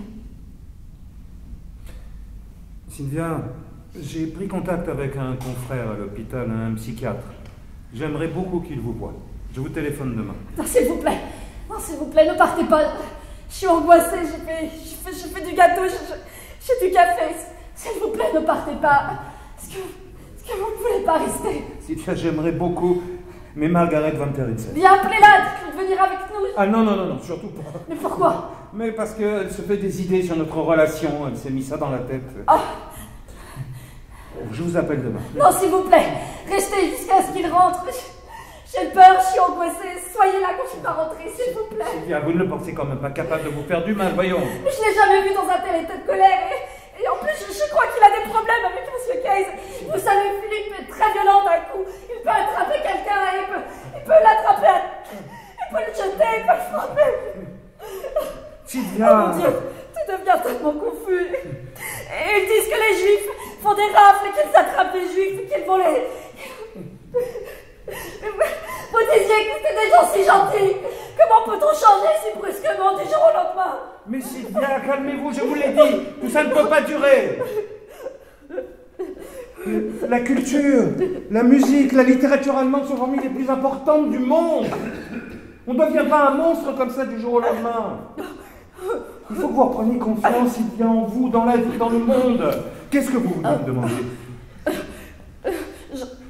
Allez-y, dites-le. N'ayez pas peur. À quoi vous pensez? Mais vous! Quoi? Moi aussi, je vous fais peur, c'est ça? Mais comment avez-vous pu croire que j'avais eu des relations sexuelles avec lui? Sylvia, calmez-vous. J'essayais seulement de comprendre ce qui se passe. Quoi? Qu'est-ce qui se passe? Dites-moi! Sylvia, qu'est-ce que vous essayez de me dire, là? Qu'est-ce qu'on va devenir? Qu'est-ce qu'on va devenir? Mais qu'est-ce que les Allemands ont à voir à faire là-dedans? Je ne comprends pas. Mais vous ne comprenez pas. Mais ces gens si gentils, comme vous dites, Oui. organisent des rafles en pleine rue, ils arrêtent des Juifs dans cette grande ville. Et personne ne fait rien pour les arrêter. Tout le monde s'en fout. Quoi? Moi aussi, c'est ça que vous voulez dire? Une minute, vous dites que vous tenez à moi. Et la minute suivante, vous me laissez tomber. Et vous fuyez. Sylvia, j'essaie de voir un confrère pour avoir son avis. C'est mon devoir de médecin. Vous pourriez très bien m'aider. Mais vous ne voulez pas parce que vous ne me croyez pas. Sylvia, je vous crois. Non, tout ce que vous voulez, c'est me faire enfermer. Mais je ne veux pas, vous entendez, je ne veux pas. Sylvia, c'est ridicule, taisez-vous. Qu'est-ce qu'on va devenir? Alors ça veut dire que si demain un juif sort dans la rue, on peut l'arrêter, alors c'est comme ça. Vous en ferez deux choses. Mais qu'est-ce qu'ils leur font? Mais je ne sais pas. Je suis pas là-bas, moi non plus. Tout ça, ça me dépasse. Je peux pas vous aider, Sylvia. Je peux pas. Mais qu'est-ce qui se passe avec eux? Mais pourquoi est-ce qu'ils ne fuient pas? Pourquoi est-ce qu'ils ne quittent pas le pays? Vous ne comprenez pas? Il faut agir, c'est urgent. Il faut faire quelque chose vite. Ils arrêtent et ils torturent des enfants. Mais que fait l'Europe? Que fait Roosevelt? Que fait la France, l'Angleterre? Il faut faire quelque chose, il faut agir avant qu'ils ne viennent ici tous nous égorger. Sylvia! Sylvia! Mais qu'est-ce qui se passe? Vite, allez chercher une serviette humide avec de l'eau froide. Qu'est-ce qui s'est passé? Vite, mon Dieu! Sylvia, regardez-moi. Ouvrez les yeux, Sylvia. Ouvrez les yeux. Regardez-moi. Sylvia, voilà. Ça va mieux? Vous pouvez parler? Vous voulez vous asseoir? On va vous aider.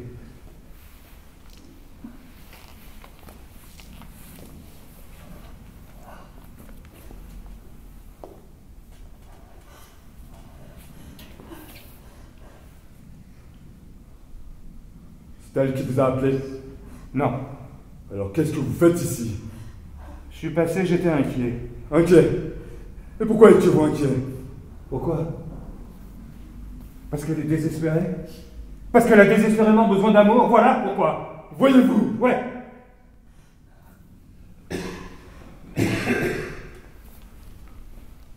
Sylvia, je veux que vous bougiez les genoux. Maintenant, je veux que vous remontiez les genoux vers vous.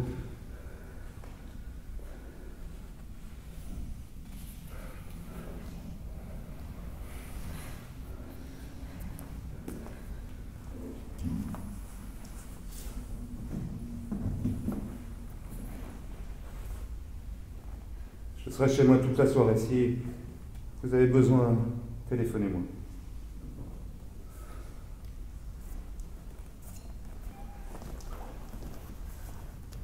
Mais pour qui il se prend celui-là?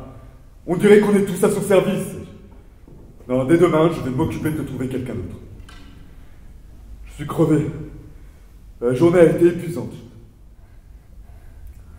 J'ai presque réussi à marcher. Qu'est-ce que tu dis?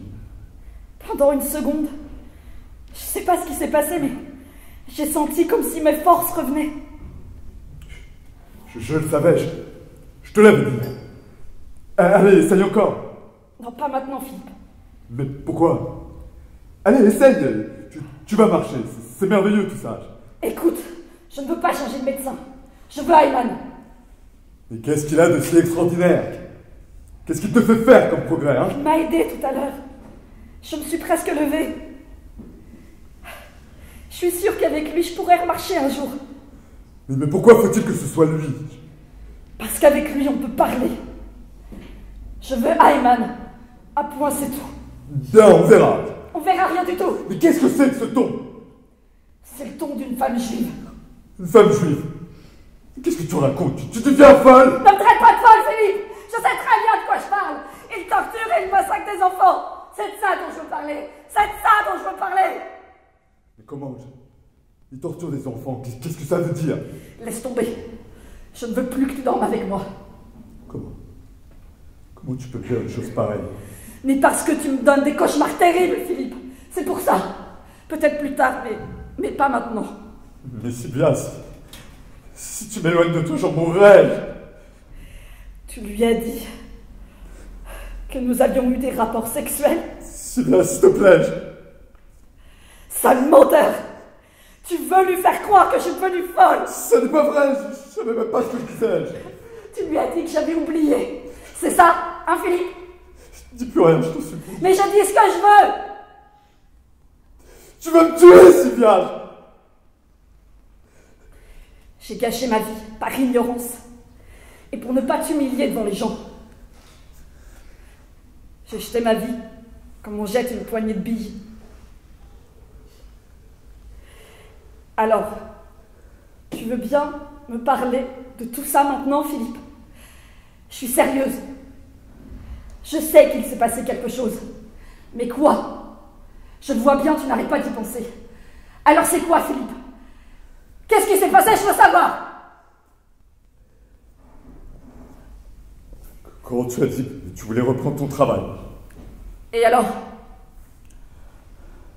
À la naissance de Jérôme, quand tout d'un coup tu as décidé que tu ne voulais plus t'occuper de la maison. Je ne voulais plus que je retourne au bureau. Alors, je suis restée à la maison. Je l'ai fait, ça, non? Oui, mais tu m'en as toujours voulu de t'en avoir empêché. Tu détestais rester à la maison. Tu crois que je ne le sais pas? suffisait que quelqu'un vienne à la maison pour que tu te mettes à raconter combien c'était bien quand tu étais dans les affaires, combien c'était passionnant, le plaisir que tu y trouvais. Tu ne m'as jamais pardonné. Et après, quand je m'approchais de toi, j'ai créé ce sentiment. Quel sentiment? Le sentiment que tu ne voulais plus que je sois l'homme de la maison. Et quand en plus tu m'as dit que tu ne voulais plus d'enfants, alors tout s'est desséché en moi. J'en suis venu à me dire que c'était un miracle que tu aies voulu de moi depuis le début, que tu aies consenti à m'épouser. Mais qu'est-ce qu'il y a? Tu complexes à cause de ton visage? Mais qu'est-ce qu'il a, ton visage? Parce que tu as l'air juif? Mais tu sais, Philippe, un juif a le droit d'avoir l'air juif. Je sais que j'ai tort, mais je peux pas m'enlever ça de la tête, je peux pas m'empêcher de penser. J'ai essayé de te parler une bonne centaine de fois, mais j'ai pas pu. J'attendais de changer, ou que toi tu changes. Et puis on est arrivé à un point où tout cela ne semblait plus avoir beaucoup d'importance. Puis j'ai abandonné. Je pouvais plus rien changer. Plus rien. C'est de toute une vie que nous parlons là. Oui, mais peut-être que je pourrais t'apprendre à conduire. Tu pourrais trouver un travail qui te plaise. Tu pourrais sortir. Il faut qu'on dort ensemble. Il faut qu'on se retrouve. Je ne veux plus. Mais non, tu vas me tuer, Sylvia. C'est ça que tu veux. C'est ça que tu veux. Mais réponds-moi!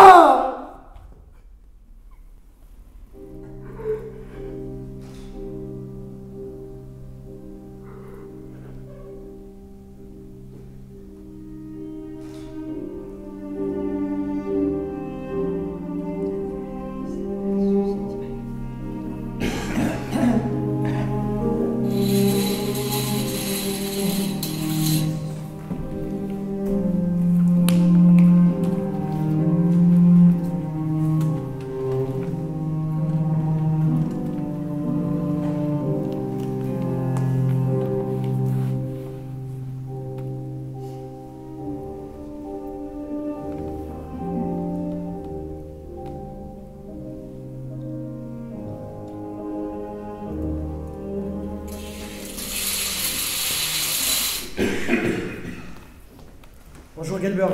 Bonjour, monsieur Case. Vous vouliez me voir, je crois. Oui, je tenais absolument. Je tiens absolument à vous redire quelque chose. Très bien, allez-y, je vous écoute. Jamais je n'aurais fait du mal à Brooklyn Crédit. Je n'ai pas besoin de vous le dire. Je suis entré à la firme il y a des années. Et je n'ai jamais travaillé dans aucun autre endroit. C'est ici qu'est toute ma vie. Je suis aussi fier de mon fils que je suis fier de la firme. Cette malencontreuse histoire de Wanamaker's, c'est justement parce que j'ai voulu prendre toutes les précautions possibles et inimaginables. Je n'aurais pas voulu que d'ici quelques années, vous vous réveilliez un beau matin et constatiez le départ de Wanamaker's et continuer à payer des taxes pour un immeuble dans un quartier voué à la mort. Je ne sais pas comment on en est arrivé là. J'ai vraiment l'impression d'avoir perdu votre confiance. Je trouve ça injuste. Vraiment injuste. Je comprends. Et vous ne me croyez pas. Mais si. Mais le fait reste que j'ai quand même perdu cet immeuble. Mais vous ne pensez tout de même pas que je suis de mèche avec Hélène Kachtovich. Excusez-moi, Gelberg. Si on va par là, j'espère qu'avec le temps, je vais pouvoir retrouver la confiance que j'avais en vous. Avec le temps, c'est tout ce que je peux vous dire aujourd'hui. Mais comment voulez-vous que je travaille bien dans ces conditions si on ne me fait plus confiance? Je suis désolé, mais je vais devoir vous demander de me laisser. Je comprends pas. Je comprends pas ce qui se passe. Qu'est-ce que j'ai à voir, moi, avec Hélène Kaschowitz? Je le connais à peine. Il peut que je connaisse de lui, me donne très peu envie de connaître davantage. Et encore moins de trafiquer dans votre dos. Je comprends pas, c'est injuste. Qu'est-ce que j'ai à foutre, moi, avec Hélène Kaschowitz? Tout ça parce qu'il est juif, lui aussi. Quoi? C'est honteux de penser ça. Qu'est-ce que vous allez chercher? Vous êtes fou, là? Désolé, je sais plus ce que je dis. Comment vous pouvez dire une chose pareille? Je me sens pas bien. De Dieu. Gelberg! Gelberg! Non, non, Gelberg! Gelberg! Vite, appelez une ambulance, vite! C'est Gelberg! Il a une attaque, je crois!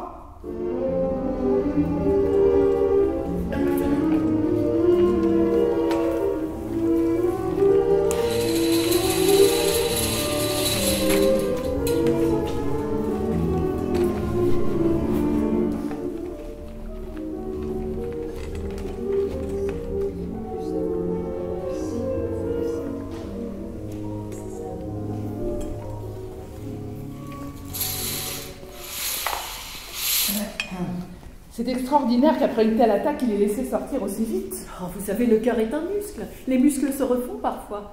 Et il a une volonté de faire. D'ailleurs, Sylvia, il est bien mieux ici qu'à l'hôpital. Il dit qu'il veut mourir ici. Mais il n'en sait rien, il peut encore vivre très longtemps. Merci. Je n'avais plus bu de chocolat depuis des années. Je trouve que ça calme les nerfs, c'est euphorisant. Il veut être ici pour qu'on puisse parler tous les deux. Enfin. Comme c'est bête. On n'en parle pas. On pense qu'on a des millions d'années devant nous. Et un jour, on se rend compte qu'on est comme des libellules. On est le jour. On vole de ci, de là. Et le soir venu, la nuit tombe. Et au revoir la compagnie. Il faut du temps pour apprendre à vivre. Mais tout ce que je sais maintenant, je le savais déjà il y a 20 ans. Aidez-moi, je vais aller voir. Sylvia, attendez ce que va dire Harry. Sylvia, laisse décider le docteur si tu veux. J'espère que vous n'êtes pas en train de vous culpabiliser, de vous dire que c'est de votre faute. Ça arrive tout le temps, tu sais. Regarde notre père. Il est allé se coucher. Pour faire sa sieste, il ne s'est jamais réveillé. Qu'il repose en paix. Tu te souviens? Il était si discret. Il ne voulait jamais déranger personne. La veille, il était allé s'acheter un maillot de bain et une blague à tabac. Margaret a raison, tu ne dois pas culpabiliser. Qu'est-ce que ça change?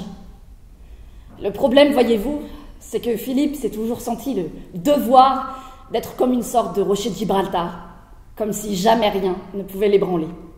C'est ce qu'il aurait voulu, le pauvre. Mais très vite, quelques mois après notre mariage, je me suis bien rendu compte à quel point tout ça n'était qu'une façade, et que moi, dans le fond, j'étais plus forte que lui. Alors on me fait croire qu'on est la plus fragile. Et au bout d'un moment, il n'y a plus un seul mot de vrai dans tout ce que vous dites. Comme si d'ailleurs vous n'étiez plus capable de parler vrai. Et puis, vous n'en avez plus vraiment envie. Et à quoi ça aura servi? Me voilà aujourd'hui incapable de l'aider, alors que c'est maintenant qu'il aurait le plus besoin de moi.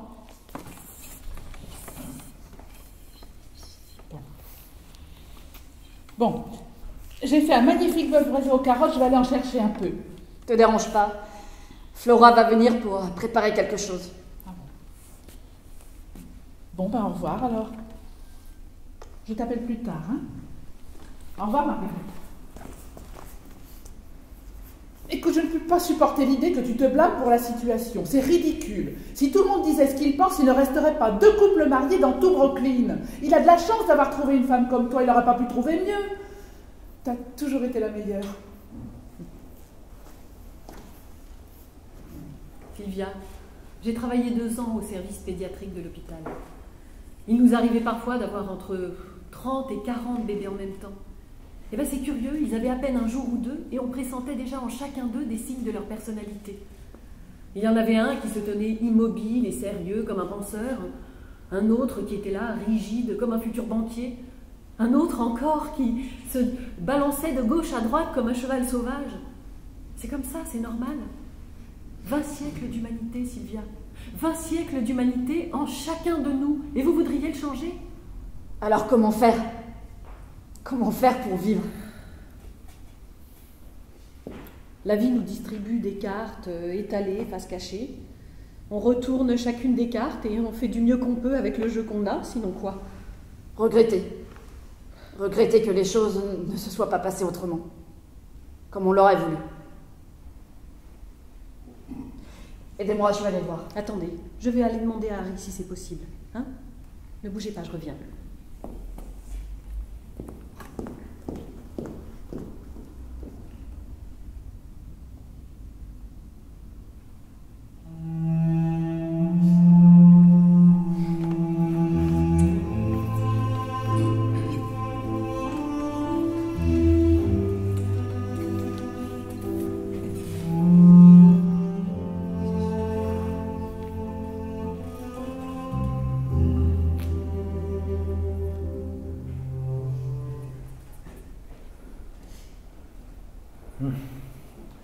Je vous le dis encore une fois, Philippe, j'aurais préféré que vous restiez à l'hôpital. Ah, n'en parlons plus, voulez-vous. Je ne supportais plus cette odeur de Zoé et l'idée de rester dans le lit de quelqu'un qui venait de mourir. Alors, si je dois mourir, je préfère mourir ici. Et je ne veux pas m'éloigner de Sylvia. Bon, je vais faire de mon mieux pour vous aider. Je me battrai jusqu'au bout, même si ça doit nous tuer tous les deux. Je vous suis reconnaissant. Je vous le dis de tout cœur. Vous êtes quelqu'un de bien. Je sais, et vous avez de la chance. Bien, l'infirmière viendra vers 6 heures. Je me demande si j'ai vraiment encore besoin d'elle. Je n'ai presque plus mal. Je préfère qu'elle reste ici cette nuit. Une dernière chose. Lorsque je me suis effondré, il s'est produit comme une explosion dans ma tête. Une immense lumière blanche. Et j'ai ressenti, c'est idiot, du bonheur. Comme si tout d'un coup, j'avais trouvé quelque chose à lui dire. Quelque chose qui changerait tout. Et on pourrait enfin revenir à ce que nous étions tout au début. J'étais tellement heureux et impatient de lui dire. Et voilà que maintenant, je ne sais plus ce que c'était. J'ai toujours cru que j'aurais tout le temps avant d'en finir avec moi-même. Mais qui sait, vous pouvez vivre encore de nombreuses années. On ne peut pas savoir. J'entends parler. Il y a quelqu'un?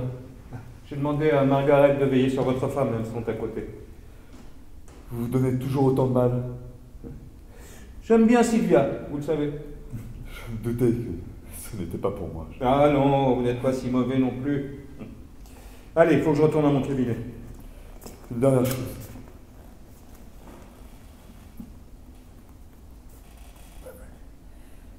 La chose dont elle a si peur, c'est moi, n'est-ce pas? En partie, oui. C'est moi. C'est moi. Mais comment peut-elle avoir peur de moi? Je l'adore!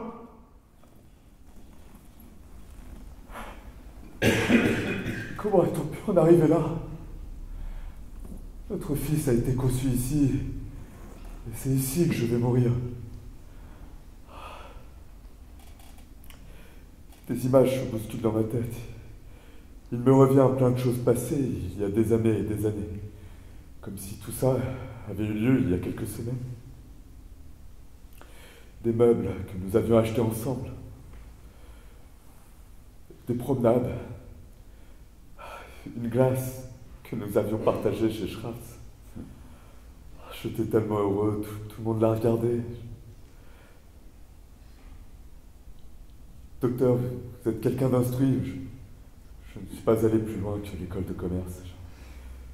J'aimerais parler avec vous des Juifs. Ah mais je ne suis pas un expert, je n'ai pas étudié la Torah. Je ne sais pas où j'en suis. Je ne sais pas qui je suis. En tant que juif, vous voulez dire? Vous n'y pensez jamais, vous. À part votre nom, jamais je n'aurais pu penser que vous étiez juif.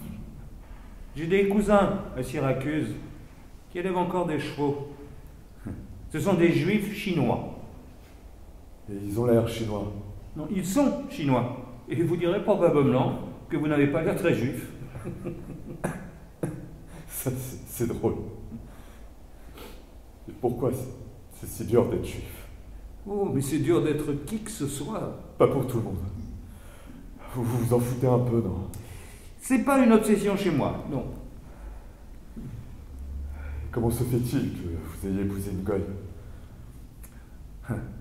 Elle était infirmière à l'hôpital où j'étais interne. On se croisait souvent, elle m'aidait beaucoup. Elle était d'une aide précieuse. Elle m'aide toujours, et puis je l'aimais. Une femme juive n'aurait pas pu vous aider. Si, certainement, Gelbert, mais où est le problème? Ce n'était pas pour ne pas avoir l'air juif. Mais j'ai jamais prétendu que je n'étais pas juif. Enfin, bon Dieu, quel est le problème? Ne vous fâchez pas, j'essaye de comprendre. Mais qu'est-ce que vous voulez à la fin? C'est quoi toutes ces questions? J'ai peur, Emma. J'ai jamais eu si peur dans ma vie. C'est normal d'avoir peur. On a tous peur, depuis la naissance. Regardez un nouveau-né. Il a l'air terrifié au début. L'important, c'est ce qu'on fait de cette peur. Et j'ai l'impression que vous avez du mal à gérer la vôtre. Je ne comprends pas. Vous avez honte. Vous voulez vous fondre dans la masse. Vous croyez en Dieu? Oh, je n'aime pas la façon dont la religion sont vendues aux gens, la façon dont on manipule les êtres. Mais comment peut-on être juif? Ou autre chose s'il n'y a pas un Dieu? Oh, on peut beaucoup de choses. On peut adorer le Dieu pouvoir, le Dieu argent. On peut haïr ceux qui ne pensent pas comme nous. C'est la vie. Et vous n'avez pas honte? Si. Il faut que ce soit vous. Il faut que ce soit vous, docteur, qui disait que je vais changer. Il n'a aucune raison d'avoir peur de moi ou de qui que ce soit d'autre. Ils n'arriveront pas à nous détruire. Ou la lumière s'éteindra jamais sur ce monde. C'est ça qu'il faut qu'elle comprenne. Calmez-vous, Philippe. Je veux qu'elle me revienne. Je veux qu'elle me revienne avant qu'il ne soit trop tard. Je ressens que du vide en moi. Du vide. Je ne crois pas pouvoir vous aider. Oh que si. Depuis que vous tournez autour d'elle. Hein? C'est quoi ce délire-là? Elle me toise comme une merde. Que le chat rentré à la maison. Philippe Il n'y a pas de Philippe. Laissez-nous. Laissez-nous tranquilles. Écoutez, Philippe, ne m'agressez pas, hein. C'est pas moi le problème entre votre femme et vous. Vous le savez très bien. C'est pas un mystère. Qu'est-ce qu'elle vous a dit? Ah ouais, c'est venu comme ça dans la discussion. Il fallait que ça sorte, tôt ou tard. Je l'adorais. Je n'aurais jamais parlé à personne. Mais il y a longtemps, quand je lui faisais l'amour, je me sentais comme un bébé. Comme si elle me mettait au monde. Ah, c'est pas très viril, c'est ridicule, je sais. Mais elle était là, comme une déesse de marbre. Je l'ai adorée depuis le premier jour où je l'ai vue. C'est beaucoup de peine pour vous, Philippe. Comment peut-elle avoir peur de moi? Je sais pas. Peut-être vos remarques perpétuelles sur les Juifs, justement. Cette façon que vous avez de vouloir vous faire appeler Gelberg et non pas Goldberg, comme si ça avait une telle importance. Et alors? Je m'appelle Gelberg, pas Goldberg. Je suis pas devenu nazi pour ça. Écoutez-moi, Philippe. Regardez-vous dans un miroir. Vous vous détestez. C'est ça qui la déprime. Je ne sais pas comment ça s'est fait dans son esprit, mais vos remarques perpétuelles sur les Juifs, les Juifs, les Juifs, et en même temps elle lit tout ce qui se passe dans les journaux, elle n'entend que ça à la radio. Voilà, je sais pas, c'est ce que je pense. Pourtant, il y a des fois où moi aussi j'ai envie d'aller dans une synagogue avec tous ces vieillards, une kippa sur la tête, et me dire, voilà, tu es juif, et alors? Et en même temps, des fois, ils me font honte. J'ai envie de les tuer. Pourquoi les Juifs doivent être si différents? Pour quelle raison? Pourquoi cet orgueil? Si nous n'étions pas différents, à qui vous en prendriez-vous? Je comprends pas. C'est pourtant simple, Philippe. Cette rage, cette amertume, ces cris que vous avez en vous, vous perdez votre temps. Je vais vous dire un secret. Je vois défiler des tas de gens dans mon cabinet. Eh bien, vous n'en trouverez pas un qui ne se sente pas persécuté. Pas un, vous m'entendez? Les Noirs par les Blancs par les Noirs, les femmes par les hommes par les femmes, les pauvres par les riches par les pauvres, les catholiques par les protestants par les catholiques, tous, bien entendu, par les Juifs. Tout le monde est persécuté, ça crée un lien. Mais jamais vous ne trouverez une personne qui accepte l'idée que c'est elle qui persécute. Ah non, là tout le monde est dans son bon droit. C'est amusant, non?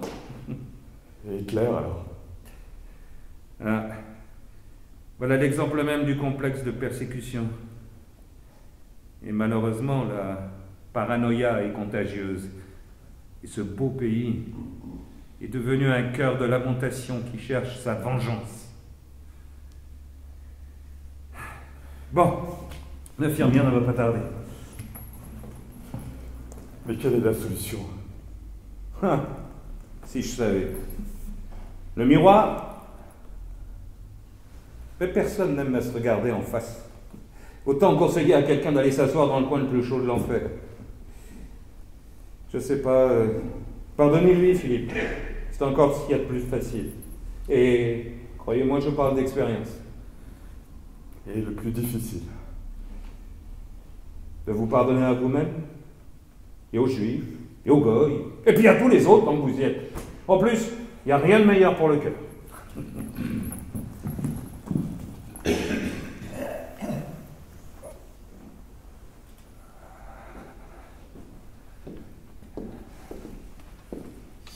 Voilà. Je vous laisse. Merci d'avoir été là. Merci, Madame Ayman. Oh, ben vous avez retrouvé des couleurs, ça fait plaisir. Disons que je viens de faire le tour du pâté de maison au courant. J'ai toujours pensé qu'il y avait de l'humour sous ce costume de croque-mort. Disons que je commence à comprendre l'ironie des choses. Ah, c'est bien. Bon, à demain Sylvia, je vous laisse. À demain. Ça va? Oui. Ça ne te gêne pas d'être dans la chambre à côté? Non, c'est bien. On avait besoin de repos, tous les deux. Tu sais, je voulais te demander pardon. Je sais, mais tu sais, ne te sens pas coupable. Toutes ces années gâchées, gaspillées, c'est que je l'ai bien voulu aussi. Je crois que dans le fond, je me rendais compte que c'était un gâchis lamentable. Mais je n'avais pas la force de tout arrêter. J'ai jamais voulu te faire de mal.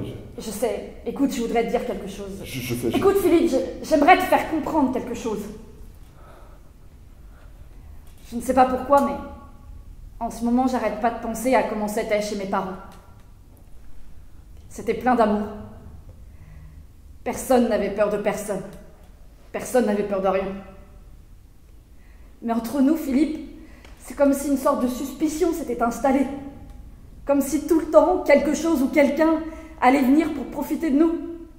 Alors j'ai fini par marcher sur la pointe des pieds, pour ne pas te gêner, pour ne pas gêner l'ordre des choses, pour ne pas déclencher la tempête. Pendant 20 ans. Tu te rends compte? Je me déteste pour ça maintenant. C'est pas moi. Ce genre de vie, c'est pas moi. Et ces jambes-là qui veulent plus fonctionner, c'est pas moi non plus. Et qu'est-ce que je vais faire maintenant? Je sais, je comprends. Moi non plus, je ne disais pas la vérité. Je jouais un rôle.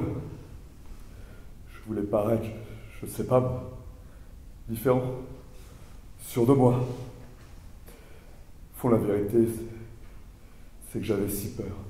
Peur de quoi? De tout. Des Allemands, de Monsieur Case, de ce qui allait se passer, de ce que nous allions devenir. Je crois que j'avais plus peur que toi, 1000 fois plus. Et pourtant, Il y a des juifs chinois. Qu'est-ce que tu veux dire? Je veux dire qu'ils sont chinois, japonais.